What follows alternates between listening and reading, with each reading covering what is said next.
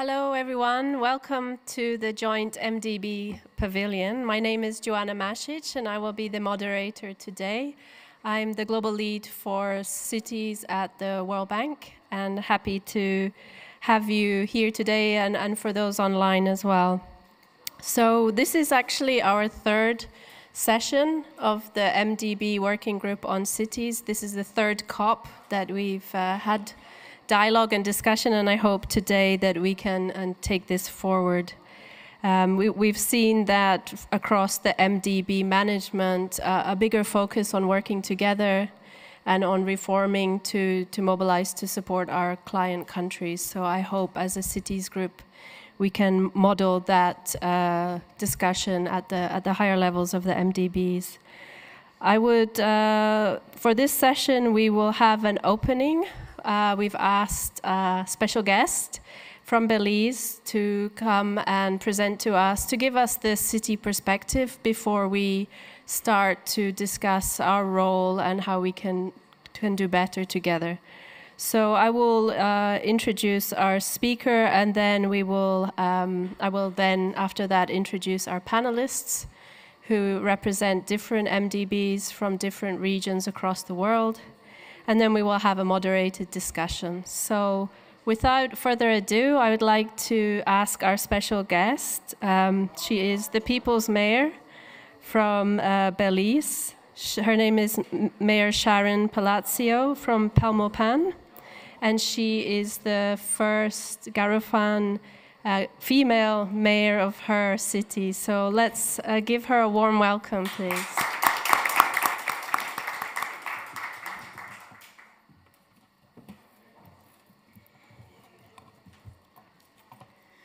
Pleasant good morning, good afternoon really. I'm still feeling as though it's morning.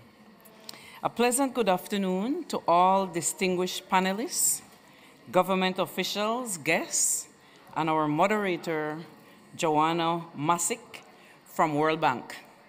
Today's session is to spark discussion on mobilizing resources to scale up climate action and innovations in cities.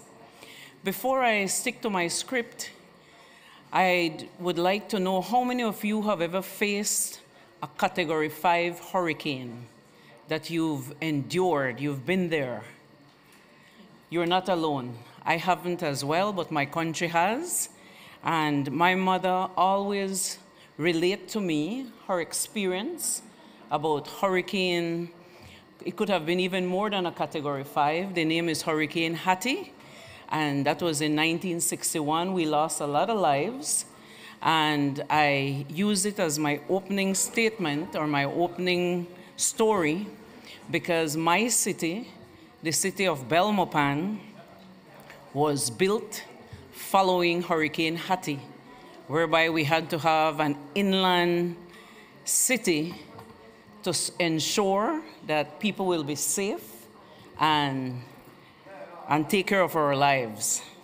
So firstly, let me say that Belmopan, and by extension Belize, is part of the global village vying for support for climate adaptation and resiliency building measures. In Belize, we have 9 municipalities, and I'm happy to share with you that I am the only female mayor amongst these 9 municipalities. You can clap. Establishment of the city of Belmopan is a direct response or adaptation to a climate change. It began in the minds of our visionary leaders under the leadership of the late Honorable George Cadle Price. He was our first Prime Minister, and he was wise enough to secure funding. He traveled to London, and he secured £10 million to build a new city, which I can safely and proudly say is my city. It is an hour away from the old city that was affected by hurricane. Belmopan was founded on the principle of conservation and respect for all that our earth provides. Our country's coat of arms says, "Under the tree we flourish," which shows the wisdom of our forebears who had cognitive awareness superior to their time.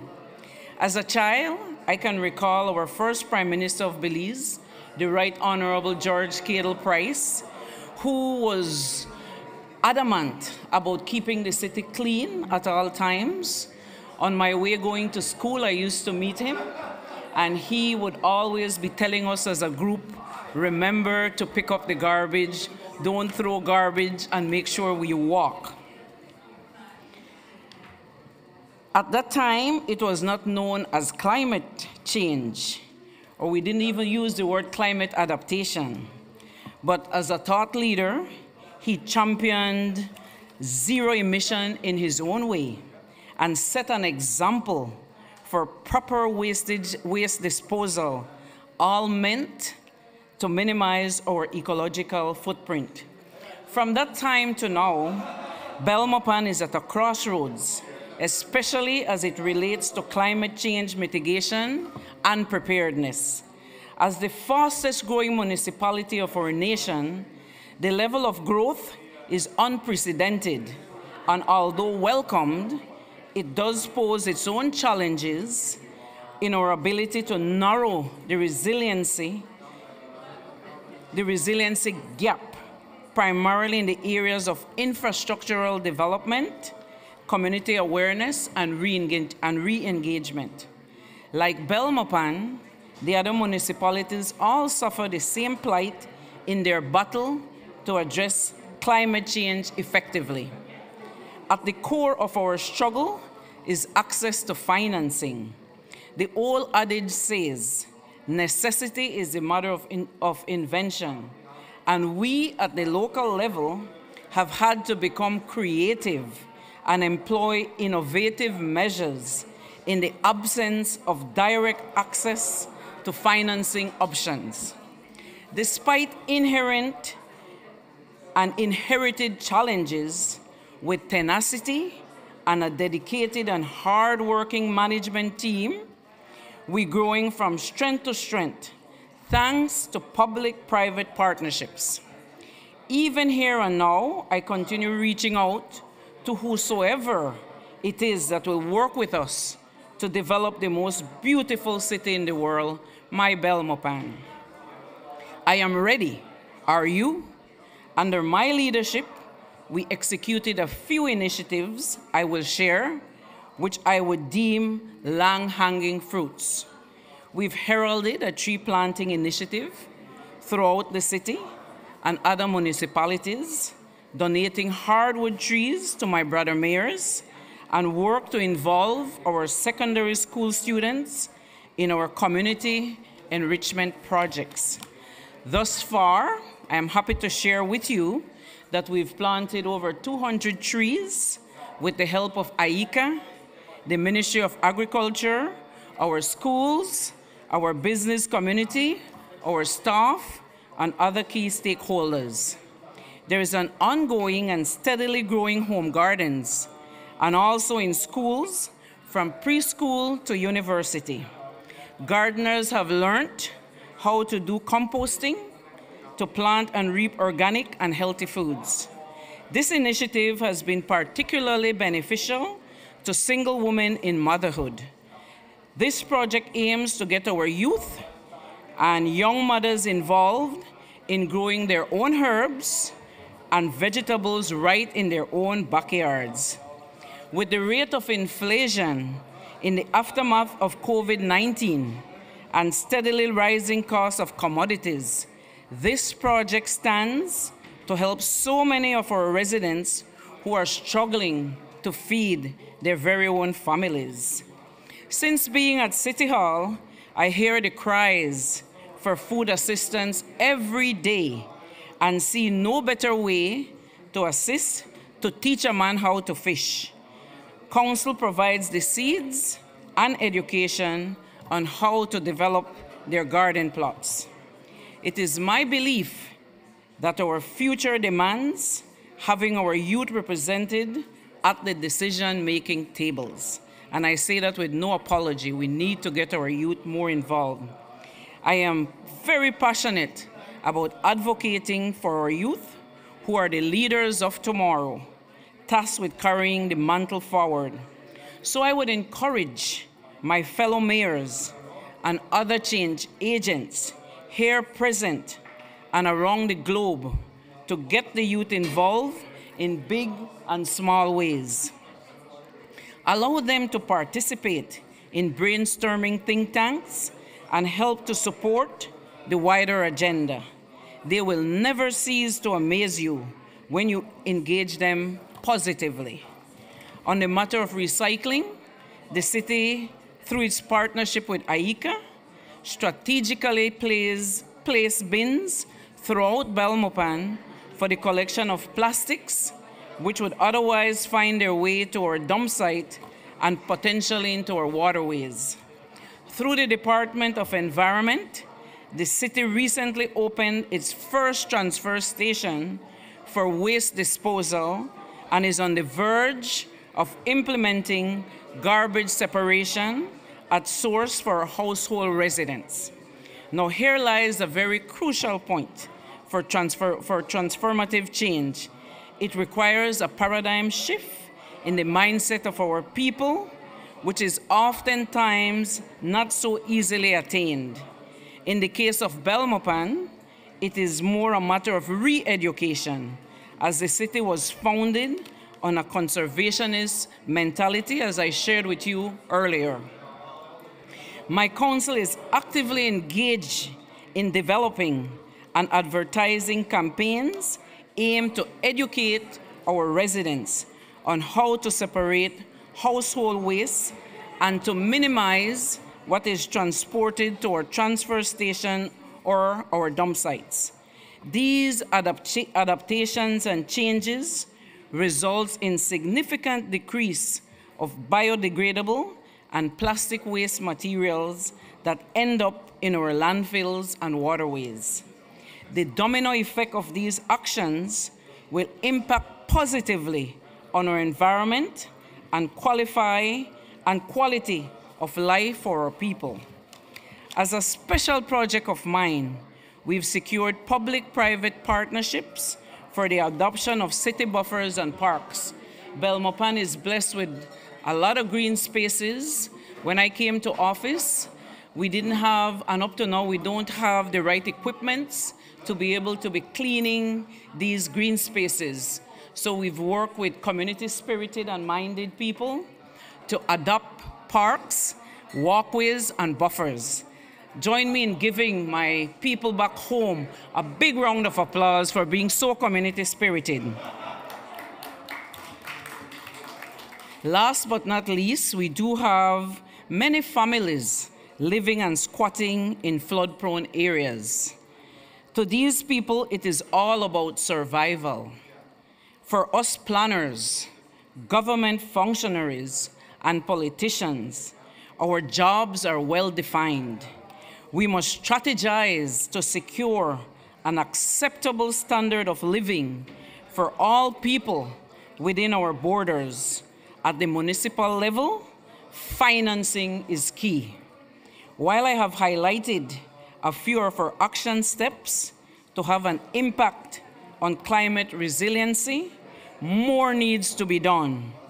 Although we do our best to keep the city going, utilizing most of the same old and obsolete equipment to service a city that has more than doubled in size over the past decades, coupled with no significant increase in our operating budget. To continue business as usual is mission impossible. It is our hope that the successful efforts of our government to secure funding at the national level makes its way down to the municipalities to spearhead community initiatives geared towards climate adaptation and resiliency building measures that stand to benefit our residents. As the capital city of our nation, Belmopan looks forward to being a recipient of a direct access grant to help build our community's resilience. Modern ideas around the world demonstrate the need for more empowered local governments.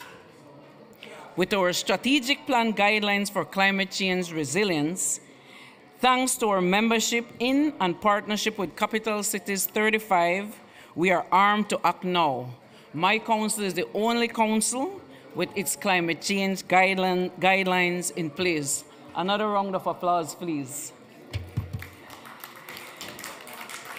I now close in saying that I supplicate for the city of Belmopan and my brother mayors at the local government level to receive direct access to financing to effect the level of change our ballooning city and municipalities demands. Belmopan is poised to move our city forward with the right technological and infrastructural resources to engage our youth and our women who, like me, are underrepresented in the political arena and the lack of equitable access to resources to improve the quality of life for our families. Belmopan is open for business and stands ready to receive the financial support to propel our development to the next level. Thank you very much.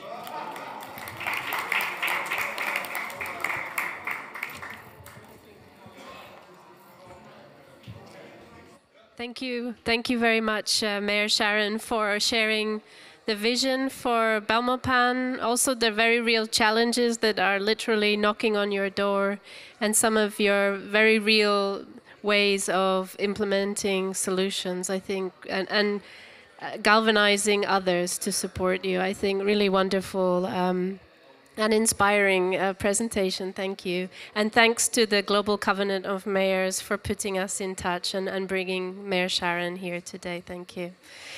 So let me move on. We have our panelists all in place, and I will just quickly introduce them one by one, and then we will have a conversation. After that, we will also open for any questions that you might have from the floor. So on my right is Norio Saito. He is the Senior Director for Water and Urban Development at the Asian Development Bank. And sitting next to him is a director from the Inter-American Development Bank, Maria Camila Uribe, and she heads up their cities network. And next to Maria is Stephen O'Driscoll, who is head of Environment, Climate and Social Policy at the European Investment Bank. Welcome, Stephen. And finally, at the end, Marco Yamaguchi. He's the Manager, Transport and Logistics Division Management at the African Development Bank. So thank you all for coming along today. Actually, the MDB working group has a lot more MDBs, but we're taking turns each COP to be present here on the panel. So let me start with Norio. I know that you've taken a number of new initiatives at ADB around cities and climate action, and perhaps you can share a bit, how are you scaling up lending and financing at ADB to address the kind of needs that Mayor Sharon has mentioned? Sure. Thank you. Yeah, thank you very much, and very good afternoon to everyone. Thank you for having me here as a panelist in this important session this afternoon. And thanks to the mayor for a very inspiring speech for all of us. Yeah, so ADB mainly works in Asia and the Pacific. Of course, Asia's urban challenges are really huge. Now, more than half the population are living in urban areas, and this infrastructure and service deficits are increasing because of the rapid urbanization. And then, of course, there's a lot of pollution issues. 92 out of 100 most polluted cities in terms of air quality are in Asia. Cities in India, China, Pakistan, and other countries. So there are huge, needs to really improve the urban environment to make cities more livable, low carbon, and resilient. So ADB at the corporate level is working on a couple of initiatives. One is this ADB elevated its ambition to finance $100 billion for climate purposes from 2019 to 2030 cumulatively from its own resources. So this is translated into about 8 billion plus per year for climate financing. So in the first few years, ADB's annual climate financing is about 4-5 billion. But last year, it was increased to 7.1 billion. And as of the latest information I have this year, I think we'll be able to achieve between 9 to 10 billion. So that way, ADB has been enhancing its support for climate financing. And also, about 2 months ago, ADB completed its review of capital adequacy framework, and this was approved by the board. So sustainable level of lending from ADB was annually about $26 billion, but with this review, now this annual lending can increase up to $36 billion. So of course, a part of that should be able to support more urban and livable cities development. And third point is about climate change action plan. I think just 2 days or 3 days ago, ADB just launched this climate change action plan. And of course, a part of it is really to enhance support for urban and water sector that I'm looking after. So those are really the corporate level initiatives. And as for the project level initiatives are concerned, we are changing the way we formulate and design the project. In the past, it's more like a climate proofing. Okay, we know already the project scope, so we want to make those project scope resilient so that they can withstand the new, the future kind of disasters which could be exacerbated by climate change. But now we are undertaking like upstream climate risk and vulnerability assessment which will inform the project design. So that way we are gradually taking more this systems approach so that we are assessing the systems as a whole of the cities and then identify the scope that will really help strengthen the resilience of those cities. So that kind of approach is helping us increase climate financing in urban sector as well. So in the last 5 years or so, urban sector commitments per year is about 1.7 billion for ADB. But this year, we are seeing that this is going to exceed slightly over $3 billion. So that's a big jump from the last 5 years or so. And also in terms of climate financing, up to like 2 years ago, it's about 30% of ADB's financing is accounted for climate financing. But last year and this year, it's getting close to about 50%, out of which 60% is for climate adaptation. So this kind of systems approach is really helping to make cities more not just livable, but also resilient to the impacts of climate change. So those are some of the initiatives that I just wanted to share at this point. Yeah, thank you.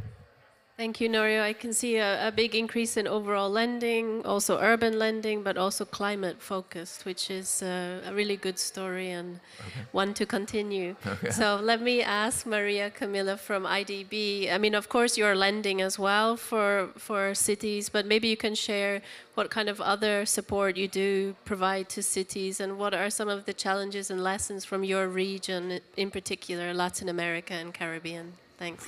Thank you, Joanna, and thank you for inviting us to be here. From the Inter-American Development Bank, I just want to mention something very basic in terms of the background. We have 81% of people living in cities in the Latin America and the Caribbean. So we are very urbanized region. But we also face a lot of challenges in terms of capacities and how we can strengthen the capacities for the cities. We work in a multi-level coordination between the central government, with the states, and with the local government.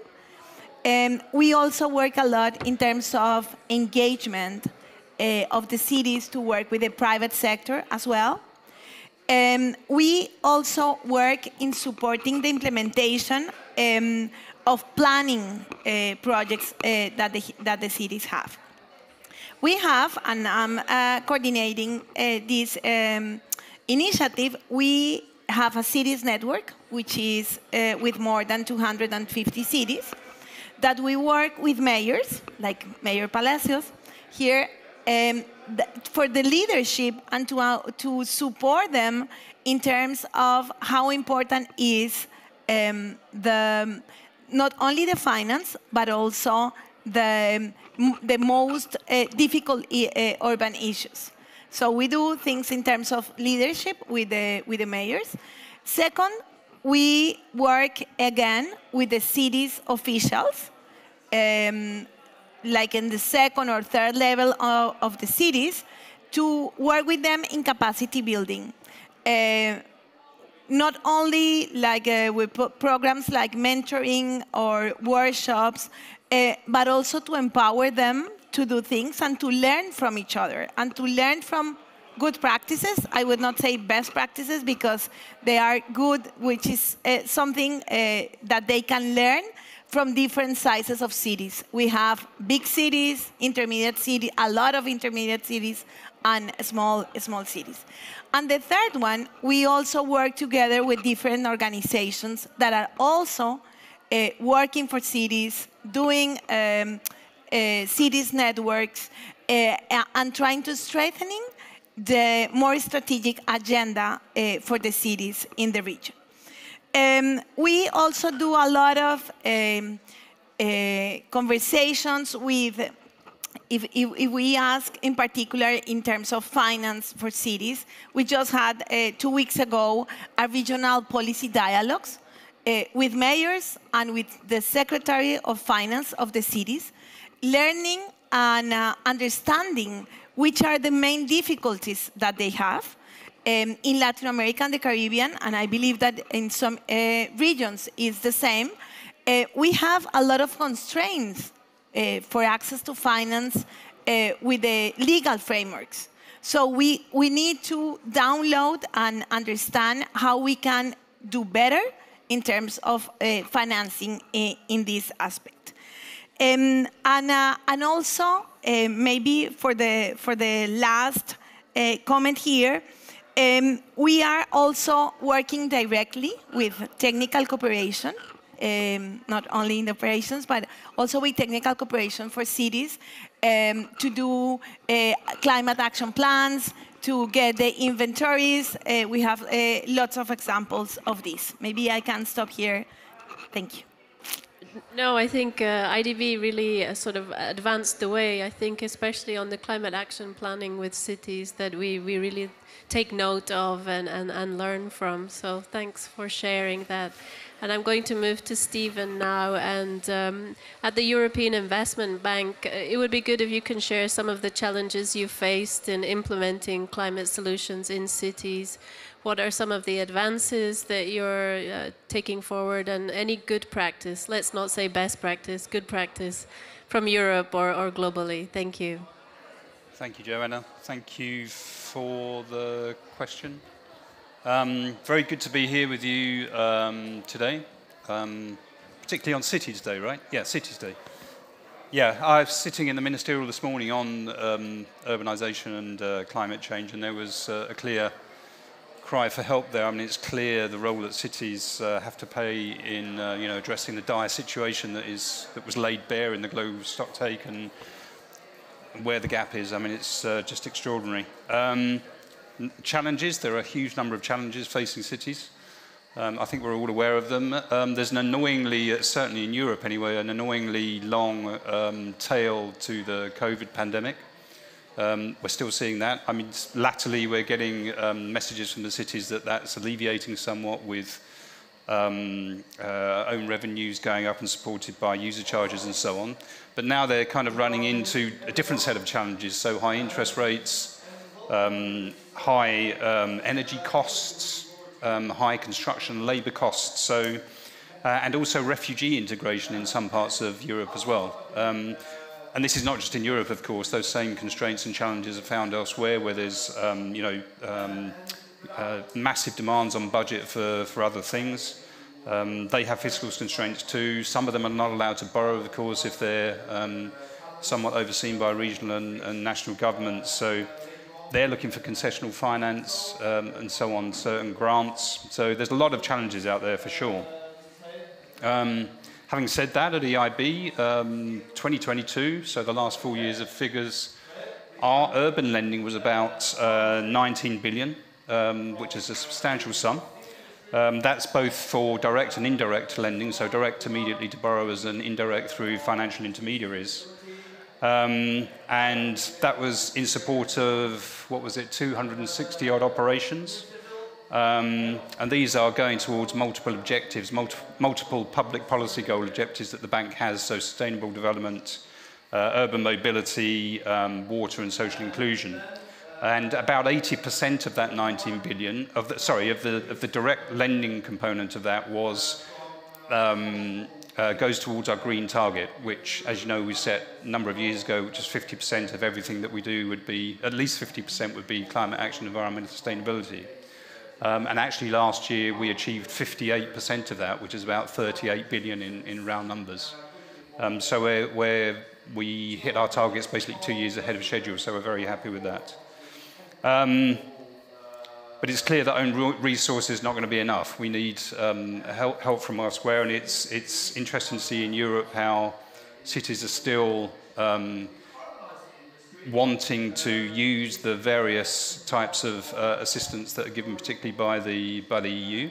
And the speaker in the ministerial this morning gave a good rundown of all the programs that were available from the EU, and I'm thinking about the Resilience and Recovery Facility, which was set up after COVID to help cities recover, cities and small businesses recover. Then we have the European Regional Development Funds, of course, which are targeting economic and social cohesion. And the other one is InvestEU, where financial partners like us and others are able to take a bit more risk on our lending because we have the backing of the EU guarantee. So these are things that the cities are looking at. And also in Europe, I don't know whether you're aware of it, but we have the 100 Cities Mission, which is targeting in the Union for 100 cities to be climate neutral by 2030. And then these cities will act as role models and demonstration for a whole batch of other cities which will be able to follow on. And that has been massively oversubscribed. By about 4 times, and so these are good funds for cities to tap into. From our perspective at EIB, we're putting a lot of faith in the store in upfront project preparation and technical assistance.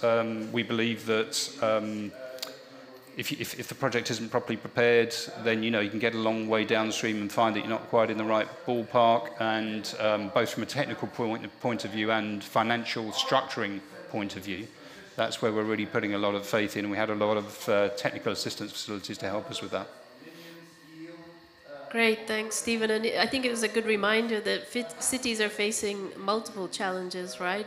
COVID recovery, but also refugees. It's not just Europe, but many cities around the world are dealing with, on the front lines of dealing with many of these problems, not to mention climate change on top of that. So it's a good reminder. I had no idea that EIB lending to urban was at that volume, 19 billion.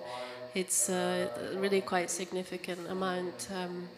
Thanks for sharing. And I will pass over to Marco, who is from the African Development Bank. And we heard from our colleague in Latin America that their region is almost 80% urbanized. We know that it's an almost opposite scale in some places in your region. But obviously this urbanization that will happen in the next decades is an important opportunity to manage that process well.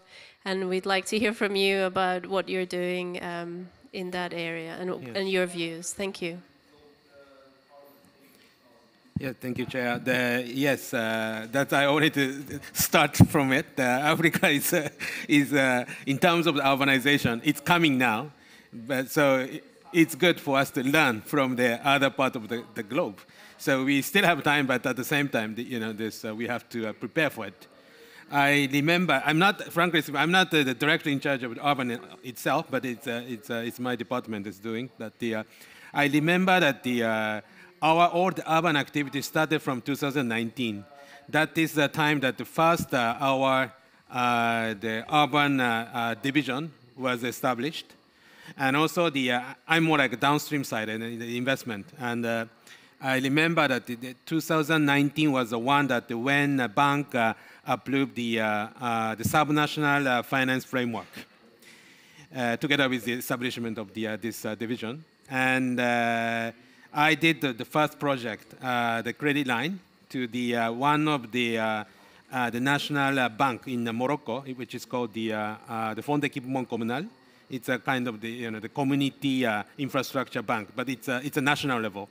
So we provided the if I remember correctly, like 100 million euros of the credit line, so that they can on-lend the concession funding to the community level who is looking for the money, financing for the local the infrastructure project, at the community or the subnational level. So we would love to continue doing so, and actually we are doing so. That is the financing side, and again, also the 2019 was the one that we launched the one facility called the UMDF, the Urban Municipality Development Fund. Thanks to the different the donors, and I think just recently we did a very good replenishment for that. So we have plenty of the funding available to do the upstream work, before the financing work that my team is supposed to do. But that UMDF is namely is to spend for the again the many colleagues mentioned about the planning. So that is obviously Africa is very important that we are doing so, and also the project preparation, the specific project we have different the urban transport, the projects such as tram or the BRT, even nowadays the electric the buses in the several cities and the regions, and at the subnational level. So we are supporting at the project preparation facility under the UMDF. So that is the one facility, the very outstanding one. And other than at the bank level or the corporate level, we have different new initiatives. Even our president announced day 1 or 2 of this the COP. One of them is the maybe that's the previous COP, the COP27. We are already the mainstreaming this activity, which is through the facility called the Triple AP.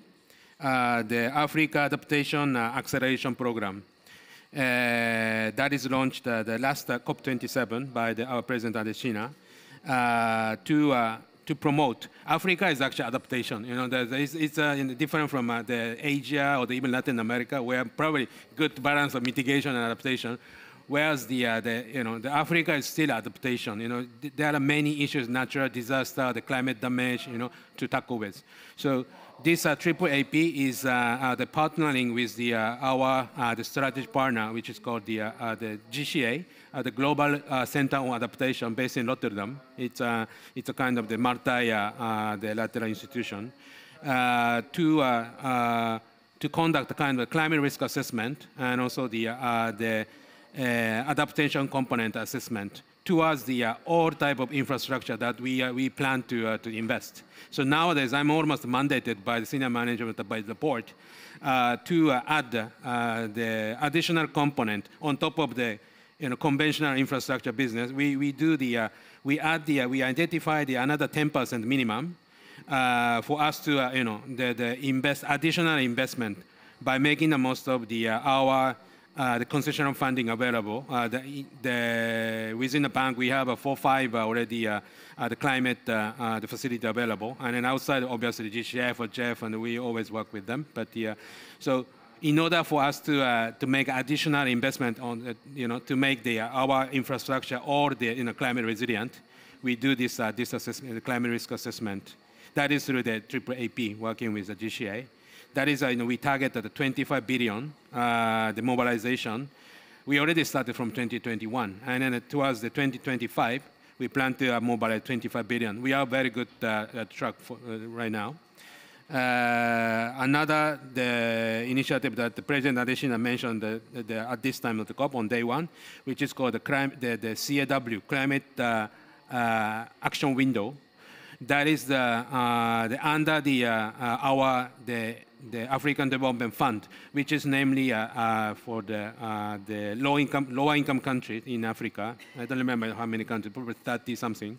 They are eligible to apply for the CRW, which is precisely to improve all the infrastructure in ADF country to make all infrastructure more the climate resilient. So that is just launched. So we are due to accelerate towards the ADF country where they are always needing the funding. So we accelerate. And then lastly, also this time we signed, or our president signed MOU with the different donors on this green space, which is called the AGIA, the Alliance for the Green Infrastructure in Africa. That is it's going to be a 500 million facility, having the different component, but one of the key feature is the project preparation. Exactly, you guys mentioned that we totally agree. And also Africa is much needed. We definitely need to support to have the better bankable project for us to be able to finance. So we hand in hand working with many other cities or the subnational government included to develop the good the bankable the green infrastructure project through this AGIA. Luckily enough that there are different donors that signed the MOU with us, and then we have now the 175 million the grant to do the project preparation or the planning, etc., for the green infrastructure, and they're targeting at the 500 million.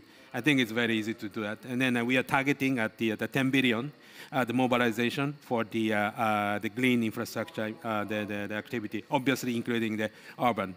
So that is, we just started, and so maybe these four are something that we are doing so far. Thank you very much.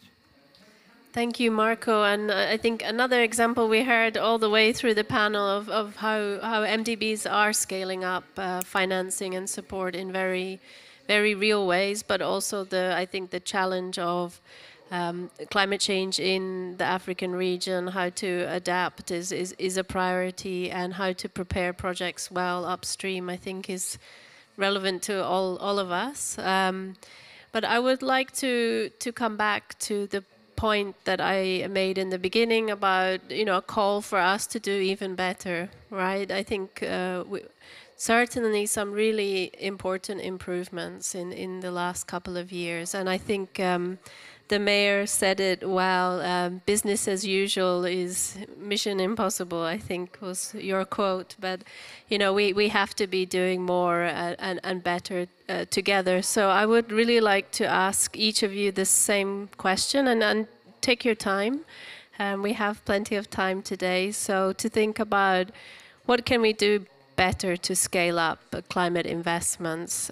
Maybe there's some example from your region where we're already working together across MDBs that you think has potential, or you have some ideas yourself about what we can do. I think last panel we had in COP27, one of the conclusions was we need to work better maybe on a regional basis and on country-specific examples, because that's when it becomes practical and real. But also, of course, we need this global knowledge sharing as well. So I think it's both things. But feel free to touch either a global or in your region or both. Norio, would you like to kick off? Oh, yeah. Sure. Thank you for that question. Yeah, before that, maybe I should also mention that the ADB also provides a lot of technical assistance support for various things, such as this risk-based urban planning processes, climate risk vulnerability assessment, climate change action plan, and also capacity building, project preparation. So those are, I think, useful tools to prepare the better projects. And going back to your question, I think one area that we need to do better or more is clearly this urban planning process. In the past, many of our projects are kind of reactive. Many of the cities are growing, they need better water supply service, sewage service, waste management. So, MDBs come in to support. Of course, that was useful. But when it comes to, if we want to foster more low carbon and resilient development, then there is a better way to support these urban planning processes.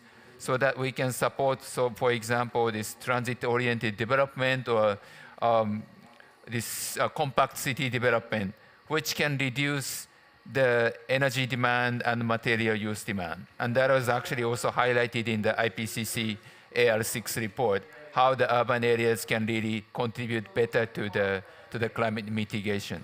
So that's one area. And in terms of our current practices, I think there are a couple of practices already going well in terms of MDBs collaboration. And one area we should continue or do more is really the collaboration at the policy, regulatory framework, capacity building, those levels. Like one example is Bangladesh. We are working with the World Bank for water sanitation, regulatory system, regulatory framework development. So that one, of course, now the many water utilities in Bangladesh are providing water supply services, but there's no clear regulatory mechanism like tariff adjustment systems, how to enhance the efficiency of the water utilities. So there is a role this regulatory framework can play. So that's one area we're working. And also like a capacity building in many projects. We may not be doing the kind of joint co-financing, but we are working in parallel to support strengthening the capacity of the local governments or subnational water utilities and those agencies. And I think, Joanna mentioned this Pacific. Yeah, Pacific is of course surely one area that we need to closely collaborate. Yesterday there was a session in Kiribati that World Bank and ADB are jointly financing water supply systems, and the government really appreciated that. And that is not just addressing climate adaptation of the water supply system, but we are supporting like solar energy to offset the desalination, energy consumption, and which also leads to low carbon development. So there are many good practices. So I think it's really useful to kind of stock take or review what is really happening, and then discuss how we can really scale up or replicate those good practices to other countries. When it comes to project financing, of course, we can do joint co-financing, which is useful, but we can also continue, we can do a parallel co-financing as well. For example, like in Bangladesh, in Dhaka, ADB is supporting one catchment area for sewage management, and World Bank is doing for another catchment. Chennai in India, flood management, ADB, World Bank, and KfW of Germany are supporting different river basins with the same design, so sort of design criteria adopted by the local government. So our approach can be harmonized, but in terms of financing, maybe our timing can be slightly different. Procurement practices may be a bit different, but if we do some parallel financing, those mismatches can be avoided, and we can still cater to the needs of our cities. Yeah. Let me pause here. Thank you. No, really very clear and very practical examples. Thank you, Norio. Maria? Thank you for this question. I believe that also we had on the table the MDB reforms that we are very aware that we need to coordinate and collaborate more. And I think that all of us support the recommendations, and we are working on that to understand better that we are a system, so we need to work together and to collaborate. And I think that this is something that I want to remember, that we are all together working on that, and very aware that we need to do more and to strengthening our work in the different regions and in the same regions that we work. In a more specific areas, in terms of collaboration, we do in Latin America and the Caribbean, we coordinate several projects with the World Bank. I can remember, for example, the one that we do in Barrio 31, which is a neighborhood in Buenos Aires, that we work it together to transform a very poor area just next to the airport, to work together to create as a new neighborhood with everything. I mean, with social, housing, green urban spaces. I mean, we did a lot of things and we work it together, and these type of things happen in Latin America. We are also financing the Metro of Bogota together. So there are a lot of collaboration in the operations as well. For example, from the European, from the ERB, we are learning from them, from the Green Cities program that was established like 20 years ago, and learning how they can work together with the cities and how we can do more. For example, with the African Development Bank, we are trying to at least to share with them the knowledge that we have from the cities network. We have more than 250 cities in the network, but also we have the history and how we have done the urbanization process in Latin America. So just to share this knowledge with the African Development Bank and trying not to make the same mistakes or whatever. We can learn together. And maybe to finalize, we have a very important initiative in the region, in the Amazon, that we have Amazonia Forever, which is a new program. And we had, this is a program for the Amazon that is not only for the forest that you can have in mind, but also for the cities. And working for the deforestation and how we can make the life of these people. We have more than 50 million people living in the Amazon. And this is something that we share this initiative with the World Bank, and we are working with them as well in this initiative. So just to bring some examples that we know that we need to work harder, but this is some of them. Really good examples where we already work together and where we're starting together. Thanks, Maria. Stephen, over to you, same question. Yeah, I mean, on the issue of what we need to do to scale up, I think we're all of a common view. We need, really astute project planning right up front. We need comprehensive support packages for project preparation, and we need to be innovative and creative in our financial structuring. Those three steps are key.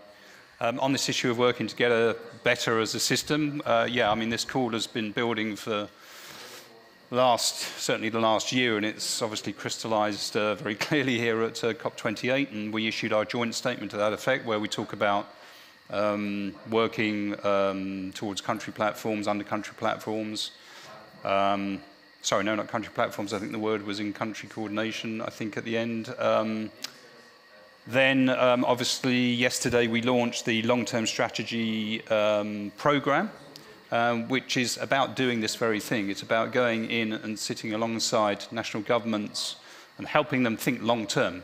And not only that, but generating investment pipelines and implementation programs as well. And not only is that important at the national level, it's also important at the regional and city level, which is where we make the connection there. So hopefully, and we had the initial pledges as well from the German government, who pledged 10 million to the CSF facility where that's going to be hosted. So that's encouraging. But a couple of examples of facilities that we already have available at the moment is the GAP Fund, Climate City GAP Fund, of course.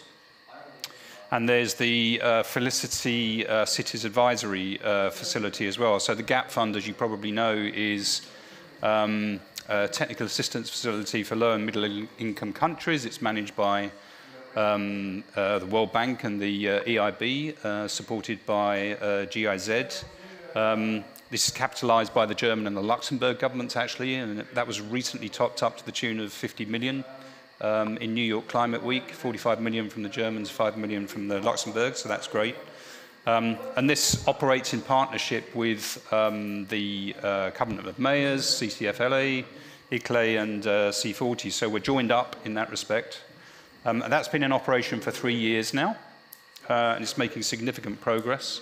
At the end of last year, there were 280 odd expressions of interest, and support has been approved for about 110 cities under the Climate City Gap Fund. So we're really happy with the way that's working. And then the other one facility, Cities Advisory Facility, that's a global city cooperation program. Again, that's under German funding, under the ICI funding. Again, that's operated by GIZ in conjunction with the EIB. That's been running for about 4 years, and that facilitates knowledge sharing. You're referring to knowledge sharing there. It's a technical exchange platform, effectively, and it generates training between Europe and the rest of the world. It's helped to mobilize significant climate finance. If you look at that in the equivalent of emissions reductions, it's the same as taking almost 500,000 cars off the road, and it's also impressively trained 5,000 people, professionals across the world, in project preparation, which is where the heart of this is. So we're really happy with the way that's going as well.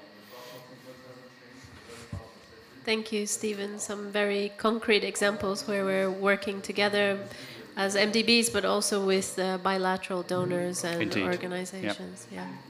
And Marco, lastly, yes, but not least, over to you. Yes, thank you. In order to scale up, I think the colleagues already mentioned about the planning. So I think, yes, that's one of the most important factors.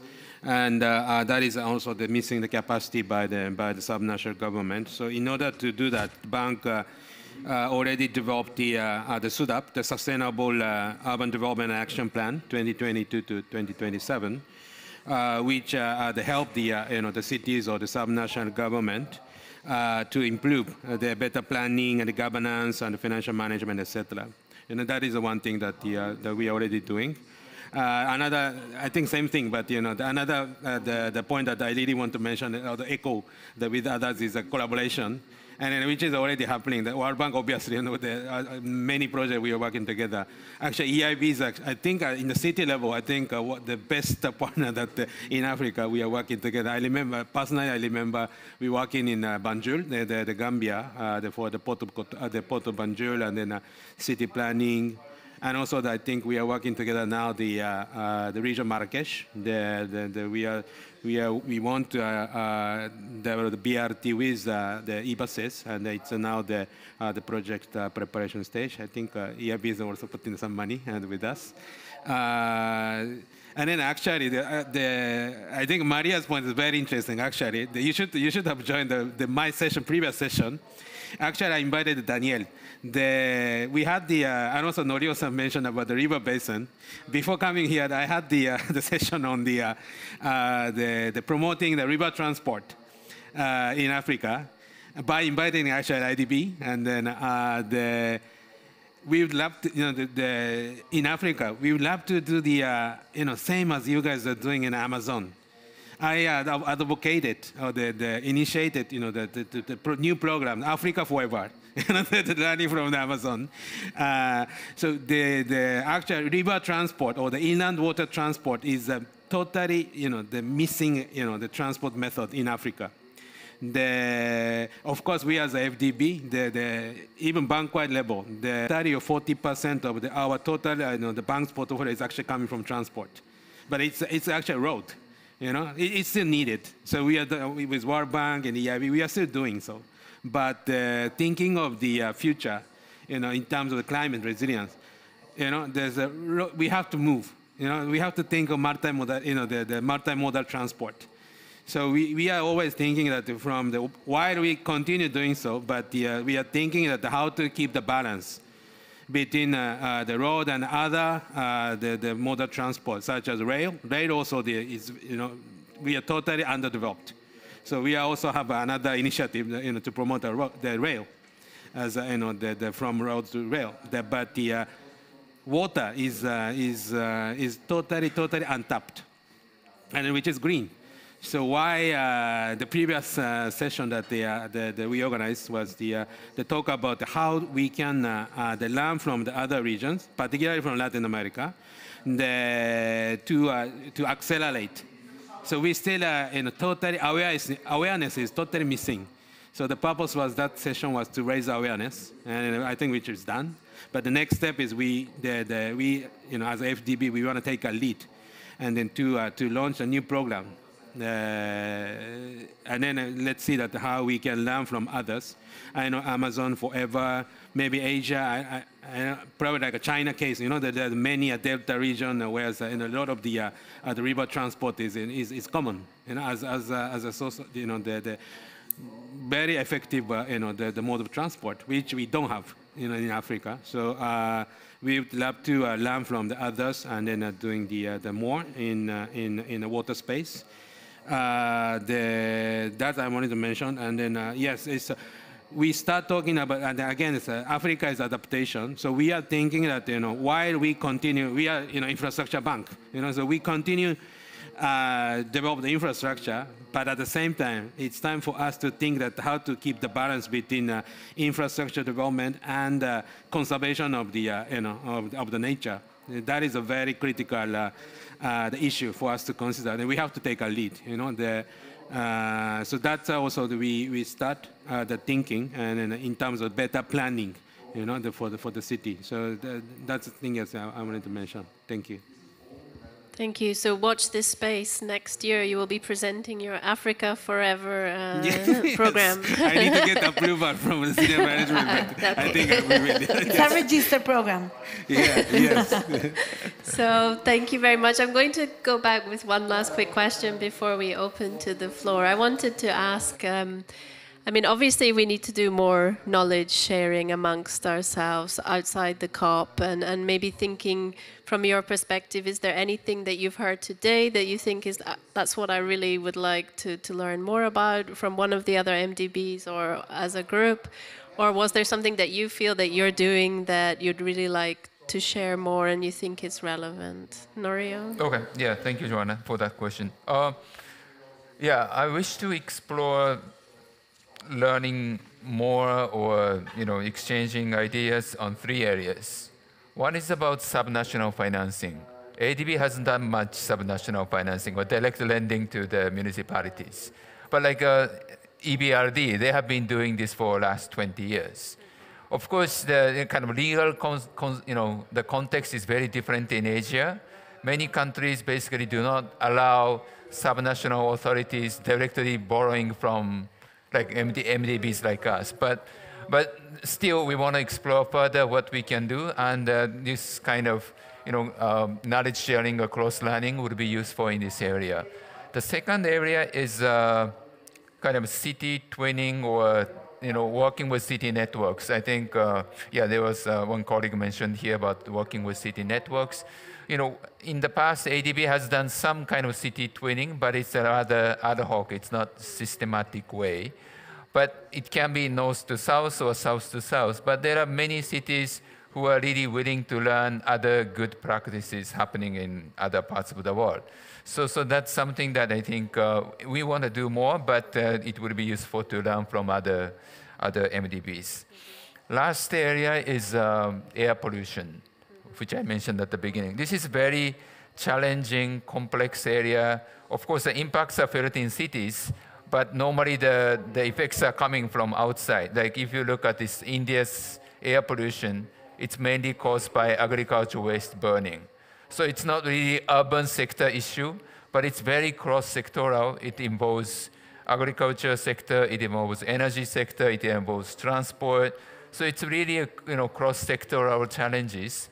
But since many of the polluted cities are in Asia, this is something that we want to tackle more, and ADB alone cannot do, so we look forward to working with other MDBs in this area. Yeah, thank you. Yeah, no, those are great. I think on subnational finance, obviously EIB, but also EBRD and IFC have a lot to share with us. And on twinning, I know that ADB had a water utility twinning program, which was very good actually. So maybe as a model. Right. And then on air pollution, definitely it's something that we are also looking at. But many of the investments are municipal investments in energy and other investments as well. So also related to cities. Yeah. Maria, over to you. One thing that I believe that we are doing, that it's something to share more, it's about how we are working on climate finance. We had, from last year, 7.8 billion in the total amount, and from that amount, from the IDB, 5.9 was for climate finance. So we are working very hard to increase our finance in climate, in adaptation and mitigation, and this is something that I want to say that I believe that this is something that maybe it's we are very proud of this, but also I think that we are working very hard on that. And one thing that I believe that we need to do and to understand better is how we can enhance what we are doing in terms of adaptation for Latin America and the Caribbean adaptation. As we, the first question that the mayor asked us about the hurricane. I mean, we are a very vulnerable region, and we need for the cities, for the local leaders that are facing the main challenges to have more local solutions for the problems that they are facing. We need to advance and to learn more how we can accelerate this part in terms of adaptation for the cities, and I think that this is an important challenge for all of us. Stephen.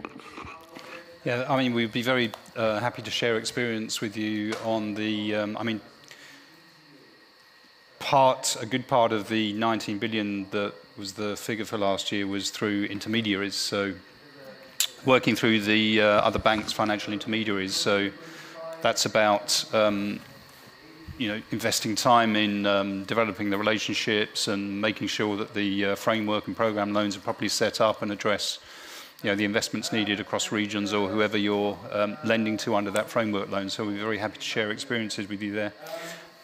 You mentioned adaptation area. That's an area that we've been trying to focus on. And as part of our adaptation plan that we announced 2021 now, we set up well, it's EU-based at the moment, but we're looking to expand that outside the Union. It's an advisory service called ADAPT, which is specifically about giving advice to cities and other promoters to make sure that their projects are properly adapted and climate resilient from day one. And of course, that then brings in areas of nature-based solutions, and so it's so good the way the kind of dialogue develops from there. And of course, when you're talking about nature-based solutions, adapt and so on, that's the precise moment at which you can talk about some of the social issues as well. Just transition, how vulnerable groups are treated, looking at these investments through a gender lens as well. So the ADAPT is kind of the natural entry point for that in those discussions. So again, a plug for upfront project preparation and technical advice. It's key. And what we have in the EIB as well, which is actually a free of charge co-partnership of advisory service with the Commission, European Commission, is what we call JASPERS, and they sit alongside managing authorities and regional authorities in developing their climate-related planning. And much of the advice that JASPERS then gives to these authorities manifests itself in large lending programs, either directly or through FIs. And so that is, it's all about making sure that the thing is properly set up for proper downstream effectiveness.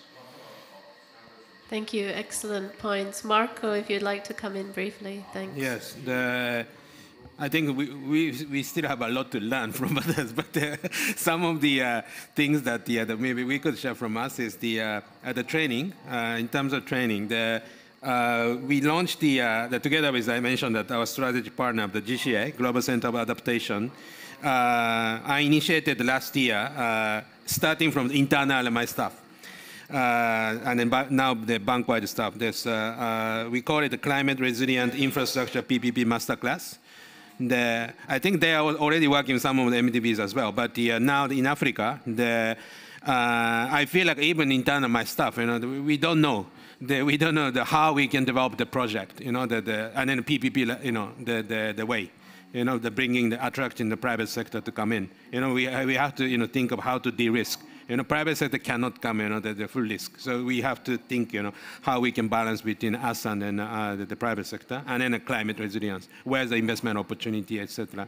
So we are launching this the masterclass so that we can learn, and then we are now the rolling out to our regional member countries, from the government officials and then down to the public sector people. And we will have to do the private sector people as well. So we are doing from last year, we are now accelerating that one, that's the training. And in the city, at the city level, I forgot to mention about, but I know that my urban team is, they have a program called, I think, city program, African city program. I think I remember that last month we had the big event, AIF, Africa Investment Forum in Marrakesh. And the president had the big session of the city forum. And then now we have I think 40 cities in Africa signed this kind of the MOU and the letter intent with us, and under this city program. And then to the land and city of the issue that we discussed. And then again, going back to the partnership, I remember that, and then we go to the Latin America next year. I'm asking my team why they put me into the list. But so I think that again, Latin America is a lot to learn for Africa or any other part of the world, but probably South. So now under this city program, I know that my people is now arranging for the mayors or the 40 the cities, or go to the Latin America, Bogota, La Paz, Curitiba. I'm not sure which is more, but I feel like Manaus is very interesting for me. Again, going back to this river, but we have all the cities in the coastal area. That is normal, but a little bit different. Maybe the feature of Africa, we have 16 the landlocked countries who are desperately need for support. But we cannot. So we are the one to support with World Bank and other colleagues. This is a big issue for us. I think Latin America you only have 2 maybe. The Paraguay, Bolivia, but we have 16. It's big. So we have to help them and how they can urbanize. Help them. Achieve the sustainable economic growth. Maybe coastal area, maybe not so difficult, but the issue is the landlocked country. That's the reason why we want to, promote, inland water transport. In fact, so Manaus, I think, is very the good example. We don't have a Manaus in Africa, so that's a big issue. This is a big ambitious target, but I think, that's what we want to learn. Still, maybe Africa is still learning, but the exchange of the information is very, very important, I believe. Thank you. I stop here. Thank you. I think Marco's waiting for an invitation from me and Maria. Okay, so I think we're coming closer to the end, but I wanted to give opportunity to some of the other MDBs in the room just to come in with their reflections. I think we have Gianpero Nachi from EBRD and also then Yuan Shao from the Asian Investment Bank. Would you like to stand up and reflect? I'm very happy to represent Gianpiero, and I'm also happy to represent the EBRD, but I'm Karel Kronenberg, and I'm from the Council of Europe Development Bank nowadays. Well, I basically want to raise a question, because basically being in Dubai, I recognize a lot that I also see in other fast-growing cities, and that they are, I would say, very car-centric, being developed. And that makes me think, how is that happening? And the main question is that how can MDBs, being, I would say, more involved in the very much early stages of project development? And a related question to that is also, if we look at car-centric cities, who are the most affected by these cities? That are basically the vulnerable groups. Workers that don't have access to cars are basically having very difficult to find jobs because of the systems. So how can we also involve those type of communities in that process? So it's very much about how can we really engage in this very early stage, and what leverage do we have? And into what extent also country platform approaches, where we basically engage in a very early stage, may be part of the solution.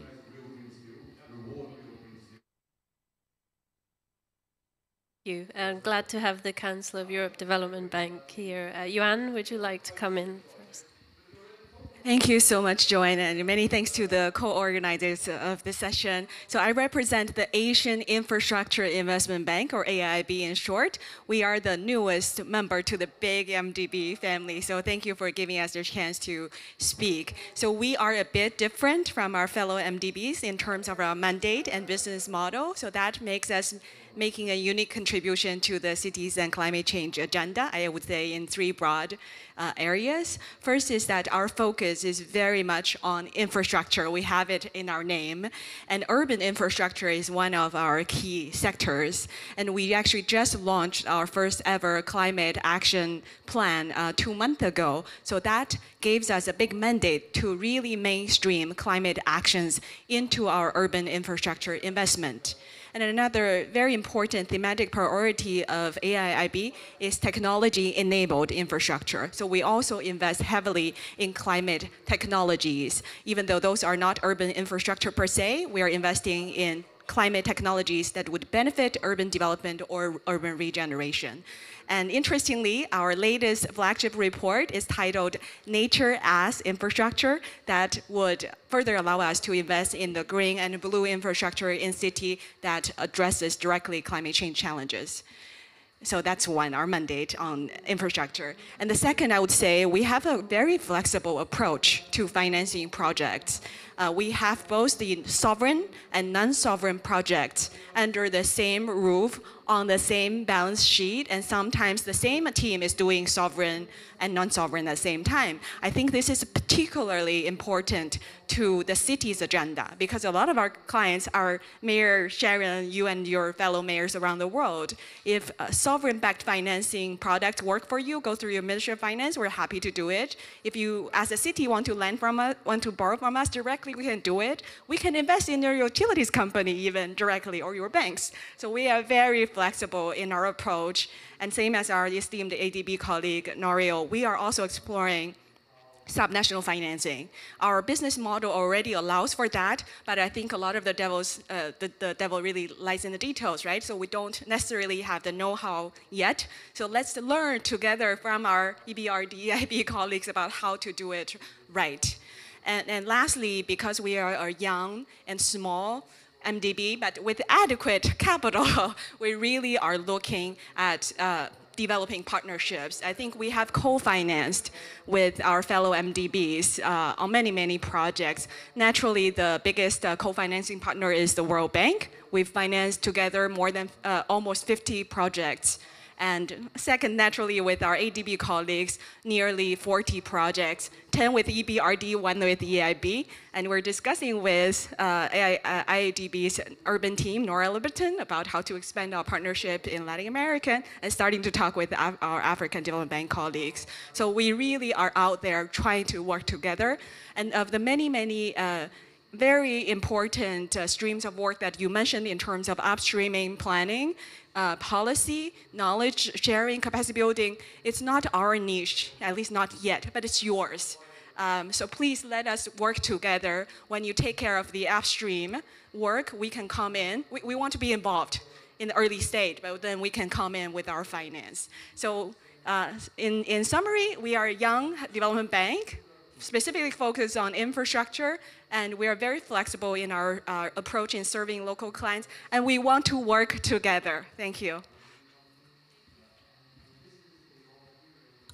Thank you very much. We're coming close to the end, and I would like to actually stop early so that people can mingle and talk before the next, but you seem to have a burning question, so. Yes, sorry. Yeah, no, just since EBRD has been mentioned a few times, I feel obliged to just say a few words.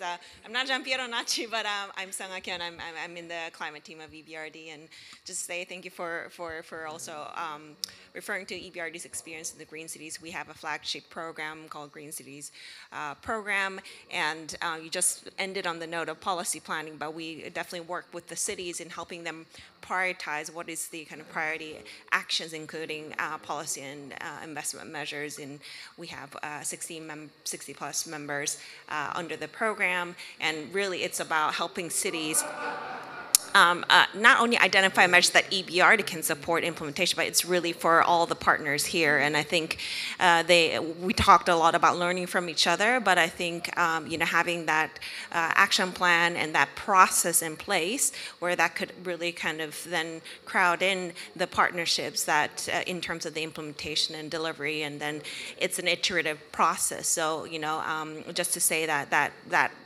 program is really open for invitation for partnership. So thank you very much. Thank you, EBRD. And I should just check if there's not somebody from the new development bank before I close, because I think you're the only one that didn't. Oh, not okay. So I will close here, I think. Oh, you want to come in briefly? I'm not from any of these, but I'm a beneficiary.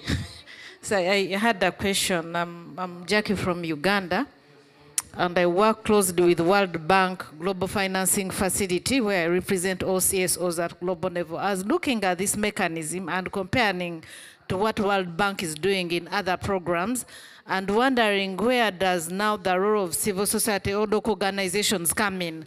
Because when you talk about the communities she talked about, the waste management, whereas the local cities, the cities can do work, but just like she said, the youth are very important. They need other actors and stakeholders actually who live day to day in these communities. So borrowing from what World Bank is doing, where they recognized that whereas they are supporting governments to improve reproductive health, they've created a CSO hub where we get funds, help with our community work, but also hold these governments accountable in areas, because sometimes she can be up there, but she doesn't know that her other structures are not functioning. But because for us, we're in communities, we are able to follow up. But there are also small innovations that they might not do, and these local organizations can do. Thank you so much. Thank you from Uganda for raising that. I think Stephen did mention the role of communities and engagement through different means in our programs, but I'm really glad that you mentioned the specific support to CSOs to play the kind of roles that the mayor mentioned. So thank you for coming in. So I will just wrap up now and thank the mayor, Sharon, and her team as well for joining us, and GCOM and all of my amazing panelists. I know Maria is going to need to run out the door now. So I will wrap up quickly, and we will, I think we had a good discussion what we are doing, what we need to do better, and some very specific knowledge sharing on urban planning, subnational finance, financial intermediaries, and other areas that we can take forward before next COP. Okay, so thank you very much, everybody, for your attention, and thanks to the wonderful panelists. Thank you.